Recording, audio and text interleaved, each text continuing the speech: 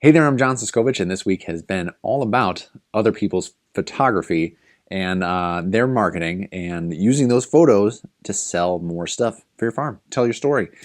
Even if you just need to sell a hobby to your spouse or your family, taking some photos of and seeing it in action, sharing those photos, having them out on the internet is a wonderful thing. Today, we are going to Long Island to Little White Dory, and we're going to talk about how you can get marketing and other value from your chicken tractors by not raising chickens in them, having a little homestead in an urban area, and making it work.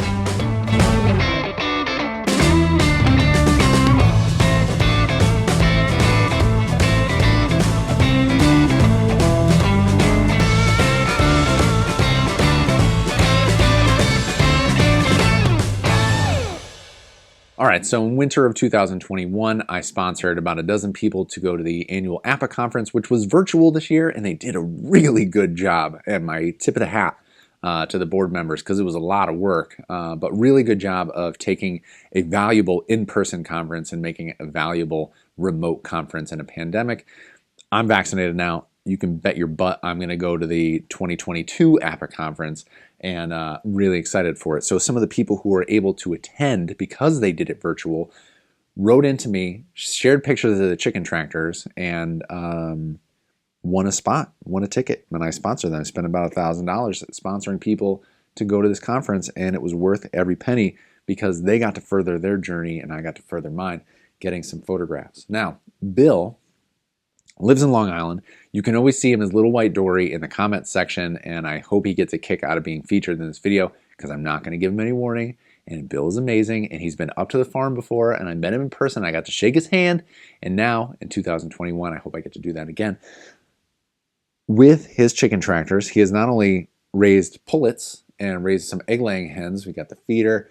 We got the birds out on grass. You can tell a story about your homestead grass-fed eggs that you're moving around your lawn, not just having a stationary coop in your yard that burns out one spot, but you can put them in between your garden beds. You can put them over your garden beds. You can put them around your house. They're small, they're quiet, and they'll be friendly with the neighbors because you're spreading that poop around. You're not becoming a nuisance if you're in an urban setting. Now, those chicken tractors, if chicken's not working out for you, you can turn them into their all-purpose chicken tractors. A greenhouse to grow flowers and plant starts. You can cover them in plastic and have that little hothouse. You can throw a heater in there. I know Bill did that. And then have those on display. It becomes this little visual thing that people are like, I wonder what's at Bill's house. I see those weird structures. Oh, there's flowers. Did you see the flowers growing out of them? I don't know why my Long Island accent is like weirdly somewhere southwest. He's got that I own a homestead. I like the name I own a homestead because I own a homestead too, Bill.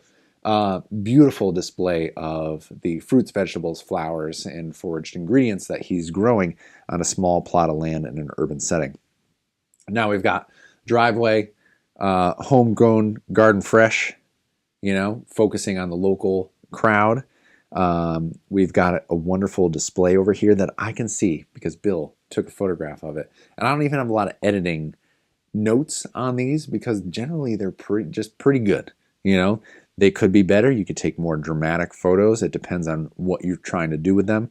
But I got a good sense of Bill being able to keep an eye on the customers at his self-serve farm stand. We got some cute flowers, bright colors, clean, clear signage where he's got those boards where you have the letters that you can insert in the little rows, and a little wagon running gear, which I imagine is this guy, which makes it so that he can store his farm stand away when he's not using it and bring his farm stand out when he's in season.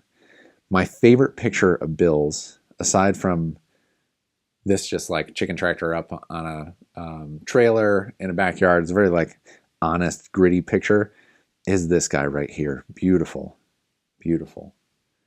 We've got, I think it's our moon in the background. Looks like nighttime.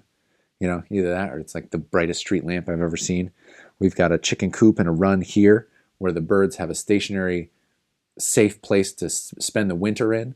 But then he's got a chicken tractor, which you can either put birds in it because I can see that there is chicken wire on the inside, but he's encased it in plastic and made it be a little hothouse for tomatoes for plant starts, whatever. If you want to make them kind of frost resilient as you're starting the season up, you can get your plants started in the chicken tractor, have your birds in the stationary coop, and then after your plants are started and you don't need kind of frost protection anymore, you can move the birds into the chicken coop, run them around your urban homestead, be that crazy neighbor, grow some food, serve your neighbors, build your community, have the people around you be able to source things locally and support you. It can be just a hobby.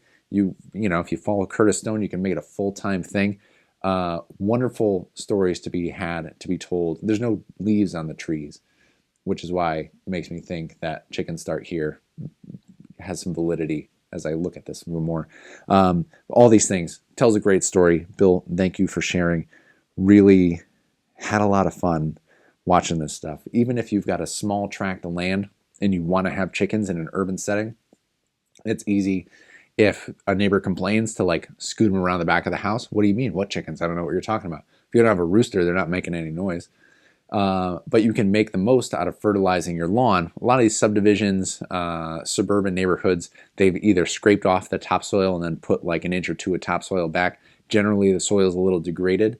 And if you are interested in rebuilding that soil, a good addition would be some sort of animal, chickens being the smallest and easiest to handle, to help add some nitrogen and nutrients to your soil, do some soil tests, build up your yard, and embrace the dandelions every spring. They are not a weed. They are important. It has been a fun week, and I have one more video to release tomorrow on taking pictures with chicken tractors for your marketing based off of some of these case studies that I've collected. I want to thank Bill for sending me pictures and always commenting on my videos. I enjoy and appreciate all of the work that you guys do, and it is nice to be able to highlight part of the community that it makes me feel not alone in doing this, and I hope it makes you feel not alone, whether you just are dreaming about it, whether you never want to do it, but you just like that some people do it, whether you're just starting out, whether you're raising 80,000 broilers. There are people in every step of the path, and we're all in this together. If you want to be part of that community, you can join APA and go to getrealchicken.com to feature your birds on a website that helps tell the story of how valuable pastured poultry is. I'm going to leave it up to getrealchicken.com in order to further tell that story and the value that they provide. And until next time, I will see you out in the field. I love making videos with somebody else's pictures. Thank you, Bill.